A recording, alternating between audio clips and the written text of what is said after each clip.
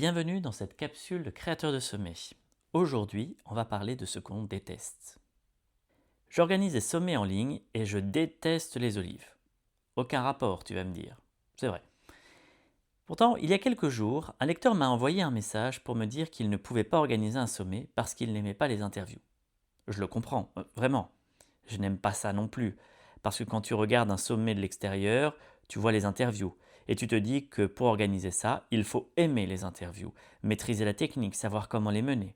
Ça paraît logique. Mais c'est faux, totalement faux. Je peux aller au restaurant même si je déteste les olives. Oui, il y a des olives dans certains plats. Non, personne ne m'oblige à les commander. Et si vraiment j'en trouve dans mon assiette, je peux les pousser sur le côté. Un sommet, c'est pareil. Tu n'aimes pas les interviews en direct? Tu peux enregistrer. Tu peux proposer un autre format. Tu peux poser 3 questions par écrit et laisser l'intervenant répondre en vidéo depuis chez lui.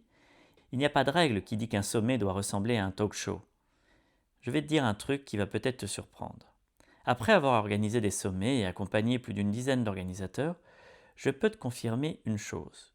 Toutes les raisons de ne pas faire un sommet sont toujours vraies après le sommet. L'organisateur qui n'aimait pas les interviews ne les aime toujours pas. Rien n'a changé. Sauf qu'ils ont un sommet derrière eux. Des centaines ou des milliers de personnes inscrites, des relations nouées avec des experts de leur domaine et une confiance en eux qu'ils n'avaient pas avant. Les raisons qu'on se donne pour ne pas faire quelque chose, parfois, elles ressemblent à de vrais obstacles. Elles ont la couleur d'un obstacle, le poids d'un obstacle, la texture d'un obstacle.